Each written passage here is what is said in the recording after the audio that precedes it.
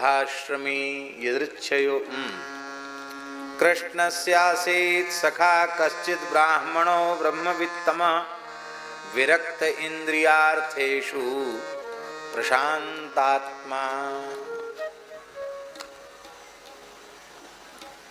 भगवान शांताकारं भुजगशयनम है, वो सुदामा जी प्रशांत आत्मा। प्रशांत आत्मा जानते हैं, परोपसर्ग लग गया। आत्मा माने अंतःकरण, अंतःकरण जिनका सदा शांत रहता है, उसमें काम की, क्रोध की, लोभ की, मद की, मोह की, मात्सर्य की, अहंकार की लहर कभी उठते ही नहीं, शांत रहता है। भगवान भी शांत रहते हैं, पर जरूरत पड़ने पर कभी नृसिंहावतार में इतना क्रोध कर लेते हैं कि लक्ष्मी जी भी घबरा जाती है।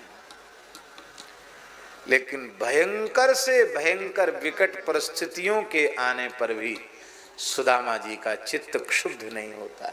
यह है प्रशांत आत्मा। और इसकी व्याख्या गीता में है, यस्मान्नोद विजते लोको लोकान्नोद विजते च यः हर्षामर्ष भयोद्वेगैः मुक्तो यस्य च मे प्रियः। भगवान गीता में कहते हैं, जो किसी यस्मान्नोद विजतो लोको लोका, ऐसा कोई आचरण नहीं करता है जो कि जिसके द्वारा कोई भी दुखी हो जाए, पीड़ित हो जाए, उद्विग्न हो जाए।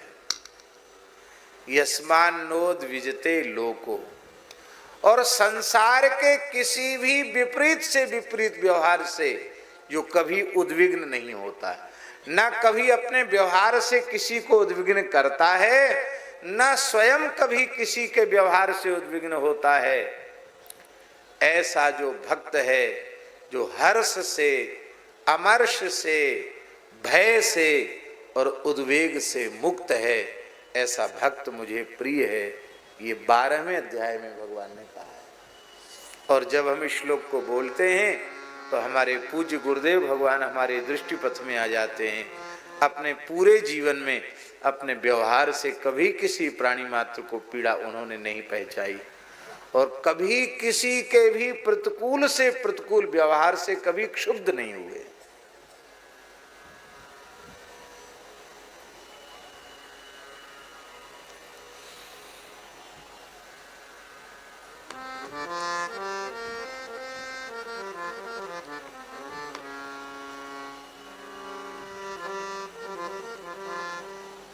ऐसे हैं सुदामा जी। आप विचार कीजिए, प्रशांतात्मा जितेन्द्रिया, कैसे निर्वाह होता है। यदृच्छयोपपन्नेन वर्तमानो गृहाश्रमी, यदृच्छा वृत्ति से भी निर्वाह करते हैं। यदृच्छा वृत्ति का अर्थ समझते हैं? हम यदृच्छा वृत्ति की चर्चा कर रहे थे, नहीं कर सके। यदृच्छा वृत्ति माने होता आकाश वृत्ति। आकाश वृत्ति माने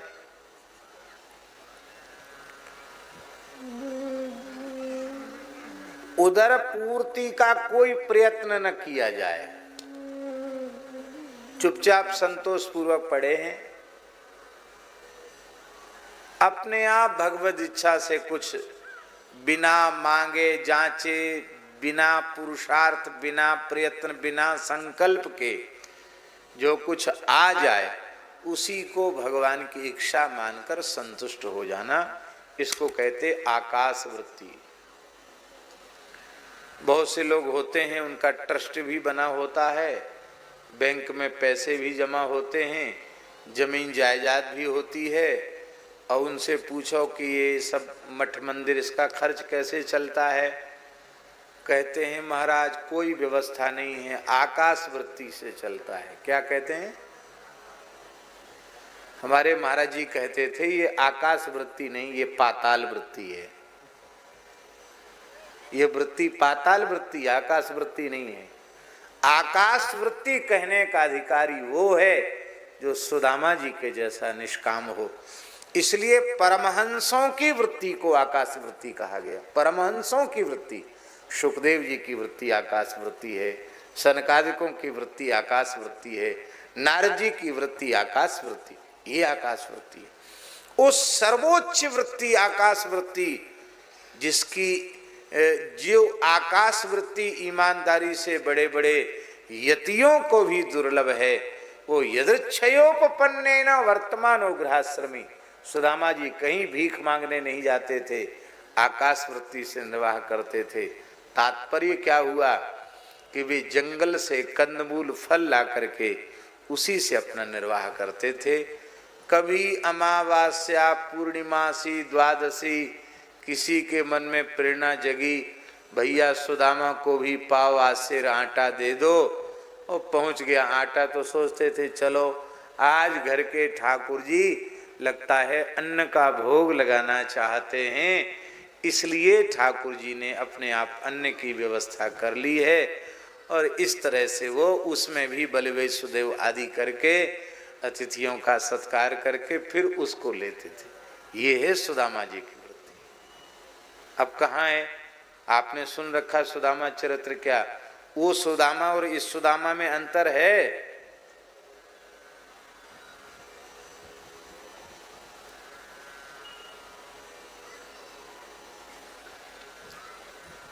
अब एक विशेष बात,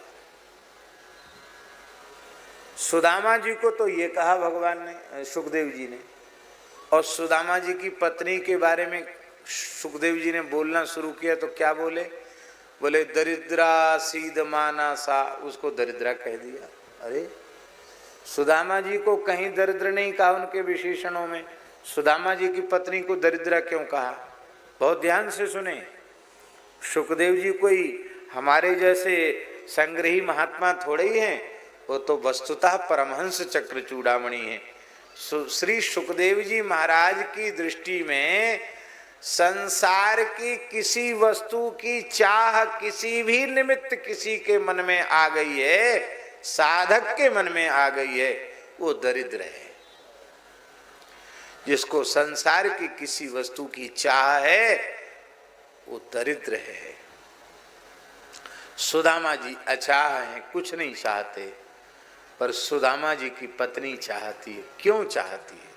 वो बहुत ज्यादा नहीं चाहती, कोई बहुत महल मकान बन जाए, सोना चांदी इकट्ठा हो जाए, ये नहीं चाहती है। पर उसको एक बात की पीड़ा रहती है कि मैं वह अभागिन नारी हूँ, पतिव्रता नारी, ऐसी भाग्यहीना हूँ कि मैंने आज तक अपने पति को रुचि पूर्वक रसोई बनाकर जिमाया नहीं, कभी कुछ घर में होता ही नहीं है। अरे प्रभु, कम से कम इतना तो हमारे घर में होवे कि हम आपको प्रेम से भोग लगा सकें, अपने पतिदेव को जिमा सकें। देखो तपस्या करते करते कितने दुर्बल हो गए हैं, अस्थि मात्र शरीर है, इनको जिमा में कोई साधु संत आवे उसको भी जिमा सकें, इतना तो लोग चाहते हैं कि नहीं? साईं इतना दीजिए जामे कुटुंब समाए, मैं भी भूखा न रहूं और साधु न भूखा जाए। पर परमहंस चक्र चूड़ामणि सुखदेव जी की निष्काम वृत्ति उस अवस्था की निष्काम वृत्ति है, वो कहते ये भी इच्छा करने वाला दरिद्र है। क्यों करो इच्छा, किस लिए करो इच्छा?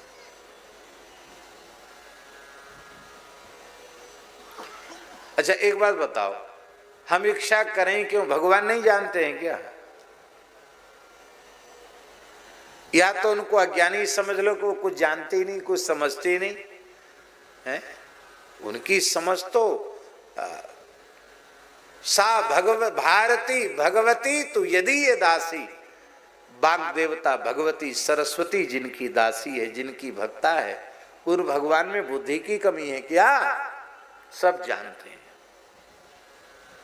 क्यों चाहना, क्यों मांगना? वो भी इच्छा उसमें जगी नहीं, पत्नी में जगाई गई। किसके द्वारा? भगवान के द्वारा जगाई गई। भगवान ने मन में सोचा सुदामा जी इतने निष्काम भक्त हैं, वो तो न कभी चाहेंगे न कभी आवेंगे, और जब चाहेंगे भी नहीं तो मैं दूंगा कैसे? कुछ न कुछ तो चाहना तो पड़ेगा। तो बोले इनके ऊपर तो हमारी दाल गलेगी नहीं, पर ये बेचारी सहृदय ज्यादा है, कम से कम पति को तो जिमाना चाहती है, कुछ इच्छा इसके भीतर, इसके ऊपर हमारा जादू चल जाएगा। तो महाराज जी, सुदामा जी तो जंगल में समिधा लेने गए थे और ठाकुर जी एक महात्मा के रूप में पहुंच गए, ब्रह्मचारी महात्मा संत के रूप में पहुंच गए। बोले भवत भिक्षाम में देही, देवी माता अन्न की भिक्षा दो। अन्न घर में होए तब ना भिक्षा दें, अन्न तो है ही नहीं। अपने आप बिना मांगे जांचे कभी अमावस्या पूर्णिमासी आ जाता है तो भोग लग जाता है, अन्न कहाँ है? ब्रह्मचारी अन्न की भिक्षा मांग रहा है, कंदमूल भी नहीं है, वो तो लेने पतिदेव गए हैं। अतिथि को कैसे निराश करूं? मना करना भी ठीक नहीं है। तो सुशीला परम विदुषी है, विवेक संपन्ना है। सुशीला ने कहा, ब्रह्मचारी जी, संत जी, हमारे घर में सूतक लगा है, जिसके घर में सूतक लगा रहता है उसको भिक्षा देने का अधिकार नहीं होता है। हमारे घर में हमारे ऊपर सूतक लगा है। सूतक लगा है ना? तो सूतक तो दो प्रकार का होता है, एक जातक सूतक, एक मृतक सूतक। कौन सा सूतक लगा है? और सूतक भी 10-5 दिन बाद चला जाता, 10 दिन हो गए हैं पुत्र जन्म के और 10 गात्र हो गया तो मृतक सूतक चला जाता है, 10 टन हो गया तो जातक सूतक भी चला जाता है, जन्म का सूतक भी चला जाता है। आपका सूतक गया नहीं, कौन पैदा हुआ? तो सुशीला ने हंस करके कहा, एक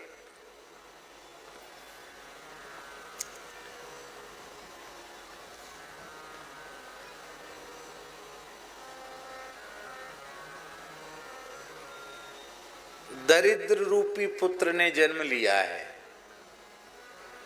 क्या? दरिद्र रूपी पुत्र ने जन्म लिया है, घर में कुछ है ही नहीं, कहने का आशा ये था।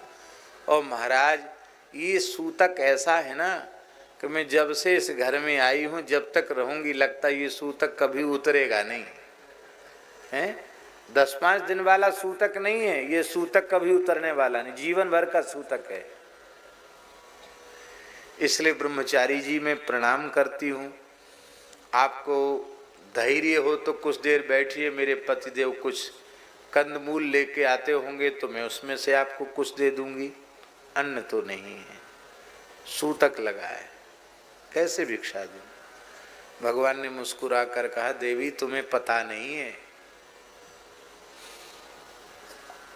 इस सूतक की निवृत्ति का उपाय है। बोले नहीं, इसका कोई उपाय नहीं। बोले हाँ उपाय है ना, उपाय बताने तो आए। क्या? बोले तुम्हारे पतिदेव जब द्वारकाधीश भगवान श्री कृष्ण का दर्शन कर लेंगे तो ये सूतक उनका चला जाएगा। अच्छा, वो तो कहीं आते जाते नहीं, खाली राम राम करते रहते हैं, भजन करते, कहीं आते जाते नहीं। जब देखो तो राम कृष्ण हरि राम कृष्ण हरि राम कृष्ण हरि राम कृष्ण हरि राम कृष्ण हरि करते रहते हैं और कुछ नहीं। वो कहाँ जाएंगे? अरे तुम्हें पता नहीं है, द्वारकाधीश भगवान श्री कृष्ण और तुम्हारे पतिदेव की मैत्री है, बड़ी घनिष्ठ मित्रता है। एक ही पाठशाला में, एक ही गुरुकुल में इनका अध्ययन हुआ है। अच्छा, तो हमसे तो इन्होंने इतना बताया नहीं, छिपा के रखा। अरे वो प्रेम कोई प्रकाशित करने की चीज है, प्रेम तो छिपाने की वस्तु है। भारी घनिष्ठ मित्रता है, भारी प्रेम है भीतर का, तुम्हें पता नहीं है। देखो माताजी, मैं विशेष आग्रह कर रहा हूं, तुम अपने पतिदेव को हठ पड़ के, पीछे पड़ के भेज देना, चूकना नहीं, भेज देना। भगवान तो कह के चले गए। सुदामा जी कंदमूल फल लेके आए। कहो देवी, आज अन्य मनस्क क्यों हो, उदास क्यों हो? प्रसन्न रहती थी, आज उदास क्यों हो? कहा महाराज पहली बात तो ये है कि मैं इसलिए भी बहुत दुखी और उदास हूं कि भगवान श्री कृष्ण से आपकी मित्रता और आपने कभी बताया नहीं। सुदामा जी बोले मित्रता तो हमारी है, आज भी है, थी और आज भी है, लेकिन बताने की क्या आवश्यकता? क्यों? मैं उनका मित्र हूं, ये बताकर, ये प्रचार करके, प्रमाणित करके हमको किसी से कुछ चाहिए नहीं, न तो अपने मित्र से कुछ चाहिए और न संसार के किसी व्यक्ति से कुछ चाहिए। तो जब हमें कुछ चाहिए ही नहीं तो हम अपना परिचय क्यों दें? इसलिए नहीं दिया। तो भगवान आप अपने मित्र का दर्शन करने नहीं जाएंगे?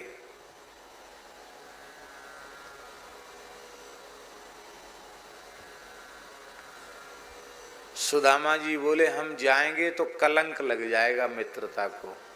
मित्रता को कलंक ले? हाँ, हमारी श्री कृष्ण से जो प्रीति है ना, मित्रता है, उस मित्रता में कोई कामना की गंध भी नहीं है। मैं अपने मित्र से कुछ चाहता नहीं हूं,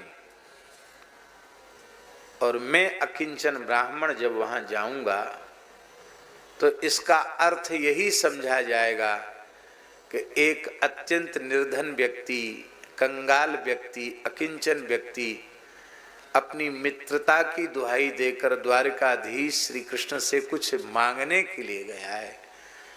तो मित्र को तो देना चाहिए, मित्र से मांगना क्या है? मैं कुछ नहीं, मैं आशीर्वाद देता हूं, ऐसी मेरा मित्र ठाठ से रहे, आनंद से द्वारिका में खुश रहे, प्रसन्न रहे, और मैं मौज में हूं, आनंद में हूं, मुझे कुछ नहीं चाहिए उनसे। नहीं जी, आपको जाना चाहिए। आइए याज्ञिक जी महाराज विराजिए, आपको जाना चाहिए। क्यों? सुदामा जी की पत्नी के मुंह से निकल गया, दास्यति द्रविणम भूरि सीदते ते कुटुंबिने। देखो तुम जाओगे तो तुम्हारे कुटुंब में हमेशा अभाव रहता है, तो द्रविणम भूरि दास्यते, वो अधिक धन दे देंगे, तो हम लोग भी ठीक ठाक से मकान भी बन जाएगा। अच्छा, जैसे गृहस्थ लोग आराम से रहते वैसे रहेंगे। सुदामा जी बोले मैं चला तो जाता, लेकिन अब तुमने अपना अभिप्राय बता दिया, अब तो बिल्कुल नहीं जाऊंगा। वैसे तो भले ही चला जाता, लेकिन तुमने कह दिया कि इसलिए जाओ कि दास्यति द्रविणम भूरि, वो बहुत धन देंगे, अरे तब तो नहीं जाते।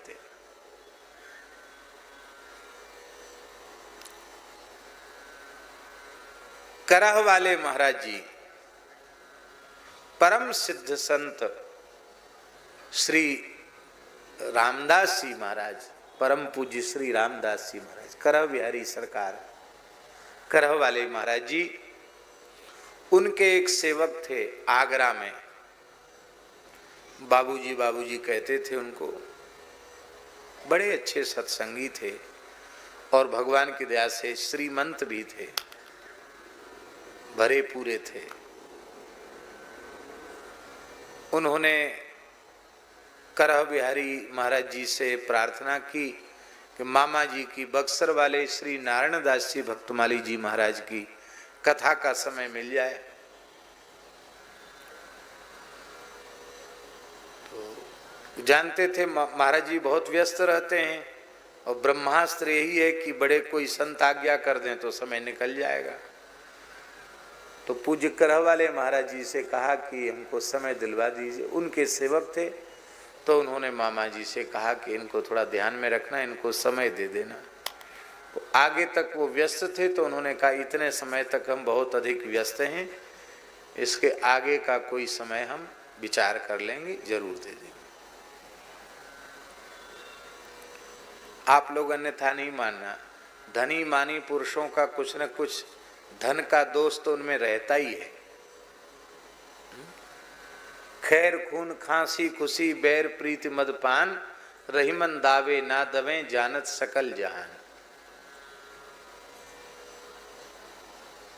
तो वो समय नहीं बताया था, तो वो महाराज जी के पास आए और आकर उन्होंने कहा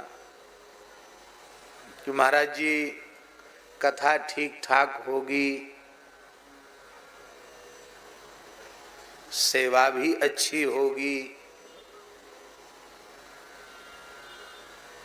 प्रचार वगैरह भी अच्छा होगा, आप देख लीजिए।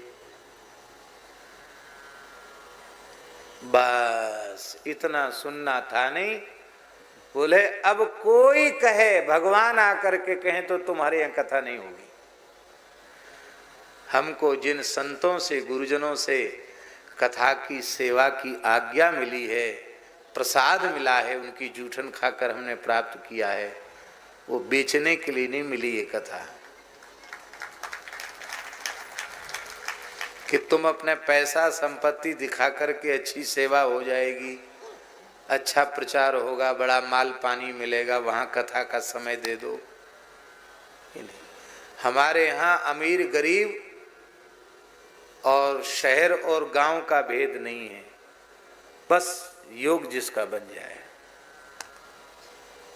फिर तो एकदम ठंडे पड़ गए, बोले गलती हो गई क्षमा करो, हम अपने वचन वापस लेते हैं। बोले अब जो निकल गया तुम्हारे मन का भाव वो वापस होने वाला नहीं, अब कथा हम नहीं कहेंगे। वो फिर करहवाले महाराज जी के पास गए। महाराज जी उन्होंने तो मना कर दिया, आपके सामने हाँ किया था, आप कहते अब तो किसी कीमत पर कथा नहीं होगी। बोले तुमने कुछ कह दिया होगा। बोले हाँ, ये मेरे मुंह से निकल गया। बोले अब हम भी उनसे एक बार भी नहीं कह सकते कि तुम्हारे यहाँ कथा कहें।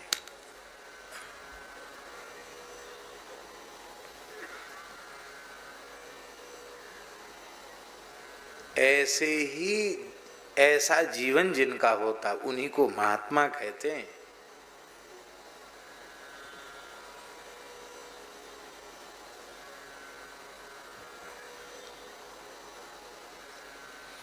राम जी सुदामा जी बोले अब तो हम नहीं जाएंगे। तुमने धन की बात कह दी कि धन के लिए हम वहां जाएंगे, ये तो बिल्कुल संभव नहीं, तब नहीं जाएंगे। ठाकुर जी ने देखा अब तो बात गई, ये तो आएगा नहीं, परम निष्काम है, तब क्या करें।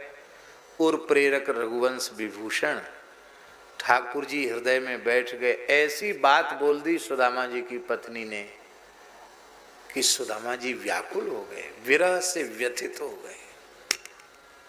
क्या बात बोल दी।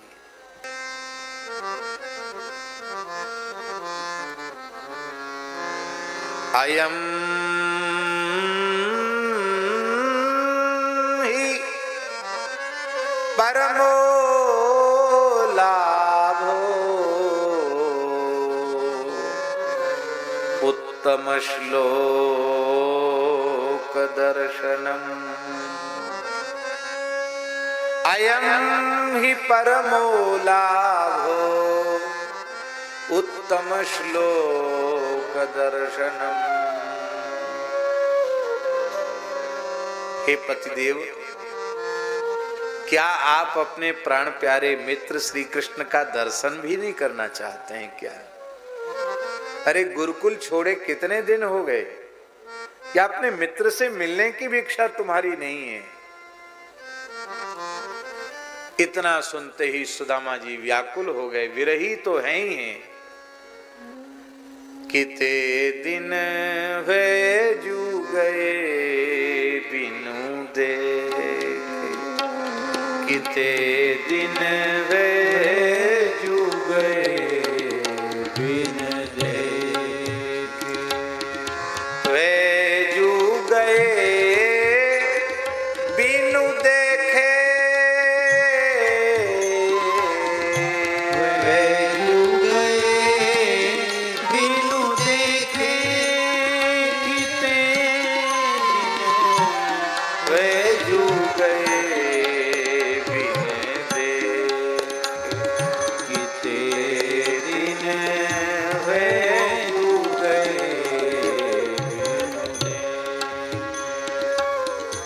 दर्शन को नैना तपे, बचन सुनन को कान, मिलिबे को हियरा तपे। जिए के जीवन प्राण गोवर्धन वासी सांवरे, तुम बिन रहो न जाए। दर्शन को नैना तपे, बचन सुनन को कान, मिलिवे को हियरा तपे। जिय के जीवन प्राण, किते दिन हुए जुग बिन देखे, किते दिन हुए जुग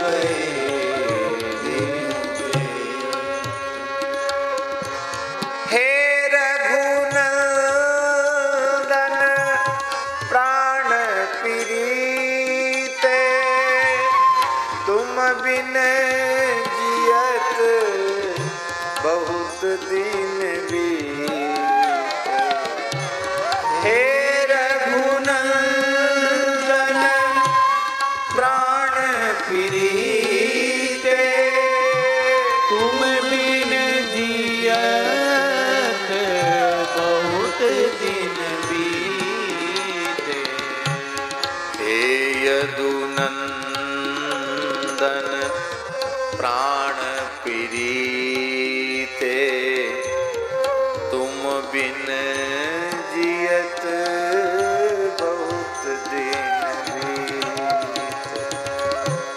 हरि दर्शन की प्यासी अखियाँ, हरि दर्शन की प्यासी अखियाँ, हरि दर्शन की प्यासी। देखो चाहत कमल नयन को, निस दिन रहत उदासी अखियाँ, निस दिन रहत उदासी। दरस बिन दुखन लागे, नैन शब्द सुनत मेरी छतियाँ कांपे। भई छिमासी रे, किते दिन वे जुग बिनु देखे, किते दिन वे जुग।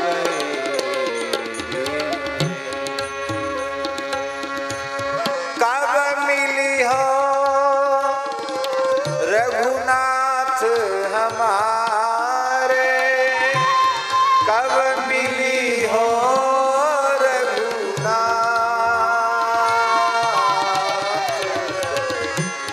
कब मिली हो रघुनाथ हमारे, कब मिली हो रघुनाथ हमारे। कब मिली हो यदुनाथ हमारे, कब मिली हो यदुनाथ हमारे, कब मिली हो जगन्नाथ हमारे, कब मिली हो जगन्नाथ हमारे, कब मिली हो द्वारिकानाथ हमारे।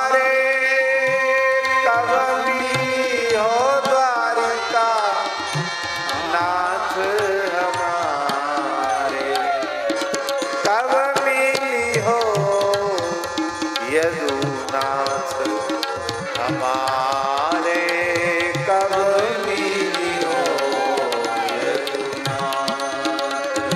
हमारे, कब मिली हो युगायितं निमेषेण चक्षुषा प्राविशायितं शून्यायितं जगत सर्वं गोविंद विरहेण। ऐसी दशा सुदामा जी की हो गई, वे विफल होकर रो पड़े। देवी तुमने ठीक कहा, मैं रोज सोचता हूं कि उनका दर्शन करने प्रत्यक्ष चलूं, लेकिन कहीं मेरे जाने का यह आशय न समझ लिया जाए कि मैं कुछ उनसे लेने के लिए जा रहा हूं। मेरा प्रेम कामना की गंदगी से कलंकित नहीं होना चाहिए। दूसरी बात, देवी मैं खाली हाथ कैसे जाऊं? रिक्त पाणिम न पश्येत राजानम विषजम गुरुम। राजा को, वैद्य को, गुरु को खाली हाथ नहीं दर्शन करना। राजा का, वैद्य का, गुरु का खाली हाथ दर्शन नहीं करना। रिक्त पाणिम न पश्येत राजानम भिषजम गुरुम। और श्री कृष्ण से हमारे तीनों संबंध हैं। वो राजा हैं, द्वारिकाधीश हैं, खाली हाथ क्यों जाए राजा के पास? भिषजम वैद्य भी हैं, भवरोग के वैद्य हैं। और मीरा जी तो कहती हैं, मीरा की तो पीर मिटेगी जब वैद्य संवलिया होय। वैद्य भी है।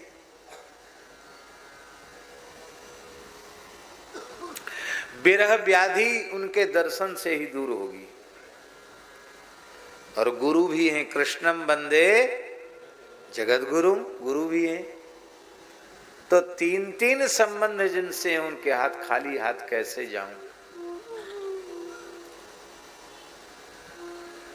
ये भी बहाना था कि घर में कुछ है ही नहीं, मैं कंदमूल फल लेके आया, कुछ उपहार की वस्तु है ही नहीं, ये मिलेगा ही नहीं, है ही नहीं घर में, तो ये देगी नहीं तो हम फिर नहीं जाएंगे, ये मन में था। लेकिन महाराज जी लिखा है भागवत जी में, याचित्वा चतुरो मुष्टीन विप्रान पृथक तंडुलान। पृथक तंडुल माने क्या होता है संस्कृत में? तंडुल माने चावल, पृथक तंडुल माने चिवड़ा। चिवड़ा को संस्कृत में पृथक तंडुल कहते हैं। सुदामा जी की पत्नी कहां से सुदामा जी मांगने नहीं गए, ध्यान से सुन लो। सुदामा जी ने जीवन में एक बार भी भिक्षा नहीं मांगी। कौन गया मांगने? वो भी भगवान को देने के हिसाब से। याचित्वा चतुरो मुष्टीन विप्रान पृथक तंडुलान, वो भी किसके यहां से मांग के लाई? सुशीला जी। विप्रान, विप्रान माने एक ब्राह्मण के घर से नहीं, कई ब्राह्मणों के घर से इतना इतना इतना इतना चिवड़ा लेके आई, तो 4 मुट्ठी चिवड़ा इकट्ठा हुआ।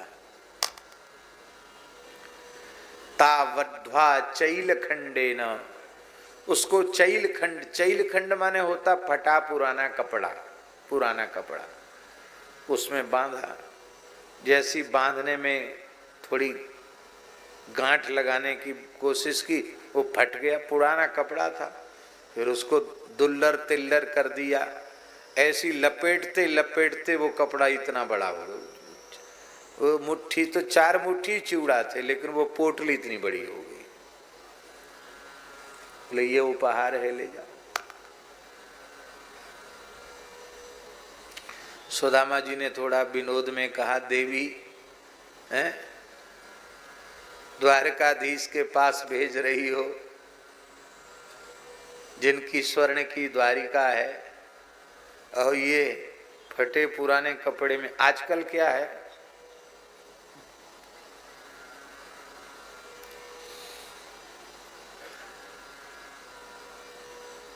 कि लोग गिफ्ट देते हैं, वो चीज तो उसमें मामूली या रद्दी से रद्दी चीज होती है, ऊपर से पैकिंग इतनी अच्छी कर देते हैं, भले भीतर एक चम्मच हो, डिब्बा उसका इतना बड़ा होगा।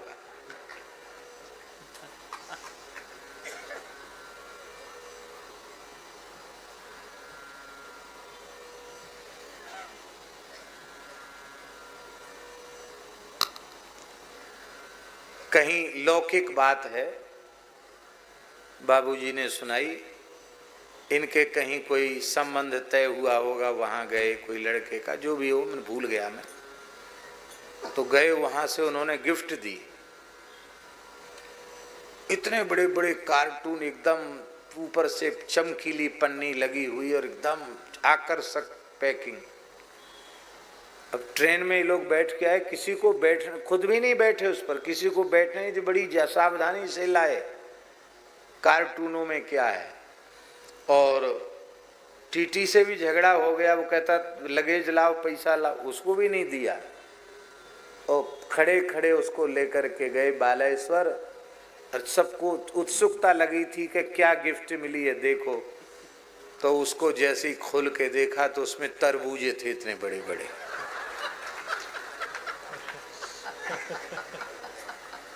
ये सुनाते हैं, सच्ची घटना।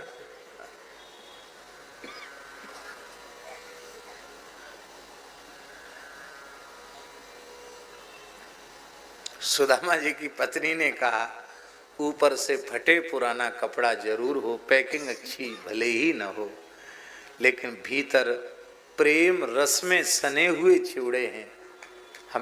हमें विश्वास है श्री कृष्ण प्रेम को ही ग्रहण करते हैं, वस्तु को ग्रहण नहीं करते। भावग्राही जनार्दना। अरे भगवान गीता में कहते, पत्रम पुष्पम फलम तोयम यो में भक्त्या प्रेच्छति तदहम भक्त्युपहृत मश्नामि अश्नामि।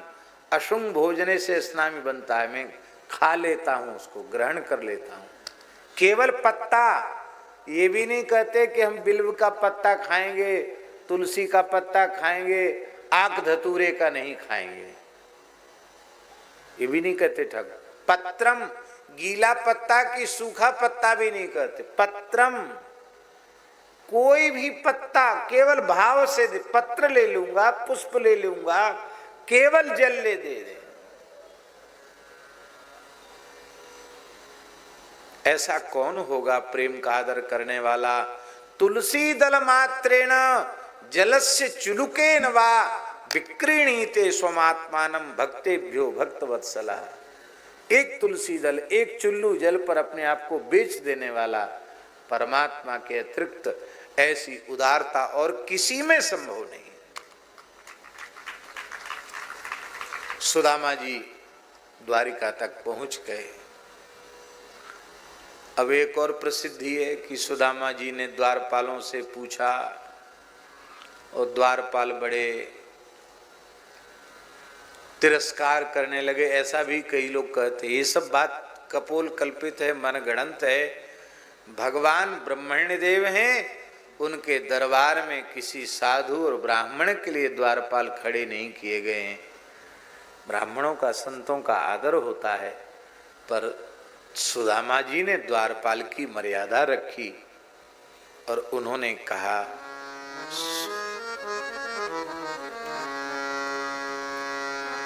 श्री वृंदावन बिहारी लाल की जय, जय जय श्री राधे। क्या कहा सुदामा जी ने, बहुत प्यारी बात।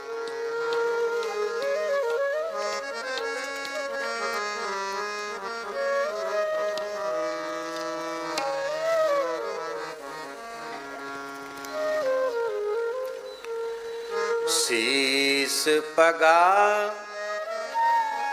माने सुदामा जी ने कहा कि ठीक है, आप हमको नहीं रोक रहे हैं, कहते हैं आप भीतर जाइए, आप जैसे ब्राह्मणों को रोका नहीं जाता है, लेकिन एक मर्यादा है, मैं यहीं खड़ा हूं, आप जाकर सूचना दो कि एक सुदामा नाम का ब्राह्मण आया है, आपसे मिलना चाहता है। महाराज वो द्वारकाधीश का सेवक था। द्वारकाधीश जी के सेवक भी द्वारकाधीश से कम सज धज के नहीं रहते हैं। पुजारियों को देखो, द्वारकाधीश जी के 4 छेलर सोने की पहने हुए, सुंदर तिलक लगाए, उन्हीं की जैसी पोशाक बांधे हुए, ऐसे लगते हैं जैसे द्वारकाधीश के सेवक भी द्वारकाधीश ही हो। बढ़िया, बड़े सुंदर लगते हैं। द्वारका में तो कोई ऐसा था नहीं जो फटी हालत में हो। उसको दया आ गई सेवक को। उसने कहा, शीस पगा न झगा तन पे, प्रभु जाने को आही बसे ही ग्रामा। धोती फटी सी लटी दुपटी, अरुपाय उपानह की नहीं सामा। द्वार खड़ो द्विज दुर्बल एक, द्वार खड़ो द्विज दुर्बल देख, रह्यो चकिसो वसुधा अभिरामा।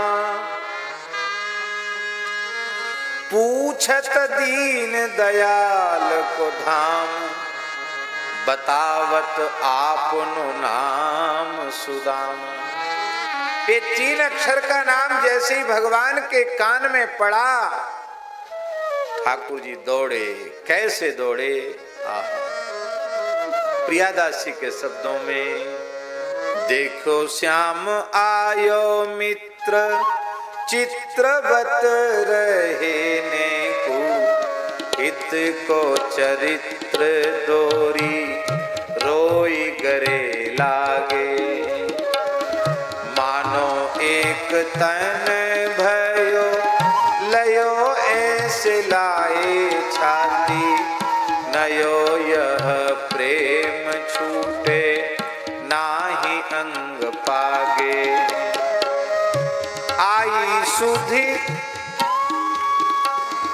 आई दुबराई सुधी, मिलन छुटाई ताने, आने जल रानी, पग धोए भाग जागे। सेज पधराए गुरु चर्चा चलाए, सुख सागर बुढ़ाए आपो अति अनुरागे। सुख सागर बुढ़ाए आपो अति अनुरागे। देखो श्याम आयो मित्र, चित्रवत रहे।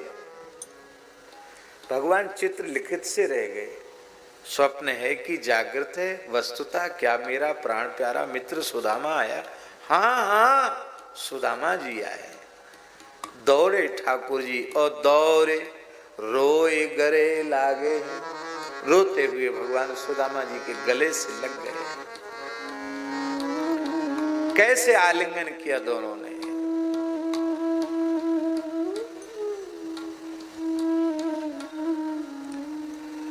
मानो एक तन भय,